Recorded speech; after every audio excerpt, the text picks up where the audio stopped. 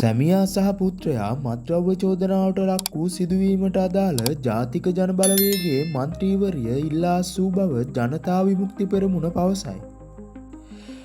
අත්අඩංගුවටගත් පුද්ගලයන් දෙදෙනා සම්බන්ධයෙන් මේ වන විට ඊට අදාළ නීතිමය කටයුතු සිදුවෙන පවතින බවද ජවිපෙ කියයි. සිදුවීමට අදාළ දිස්නා නිරංජලා කුමාරි පෑලියගොඩ නගර සභාවේ ජාතික ජන බලවේගයේ මන්ත්‍රීවරියක ලෙස පසුගිය පළාත් පාලන මැතිවරණයේදී තේරීපත් විය. ජාතික ජන බලවේගයේ ආණ්ඩුව රටෙහි මත්ද්‍රව්‍ය උදර මැඩ පැවැත්වීම සඳහා මුළු අවධානය යොමු කර ඇති මෙවැනි මොහොතක ඇති වූ මෙම සිදුවීම සම්බන්ධව ඇය පුද්ගලිකව දැඩි කම්පනයට ලක් වී ඇති අතර නීතිමය කටයුතු සඳහා සහාය දීමක් ලෙසද රටෙහි යහපත් දේශපාලන සංස්කෘතියක් ඇති කිරීමට මාලිමාව ගෙන යන වැඩපිළිවෙලට සහායක් ලෙසටද සලකා ඇය සිය මන්ත්‍රී ධූරයෙන් ඉල්ලා අස්වී තිබේ.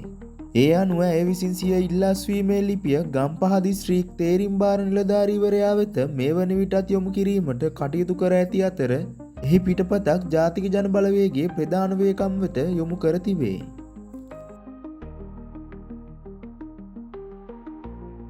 මෙවැනි වීඩියෝ ඉදිරියටත් නරඹන්න අපගේ YouTube නාලිකාව සබ්ස්ක්‍රයිබ් කරන්න.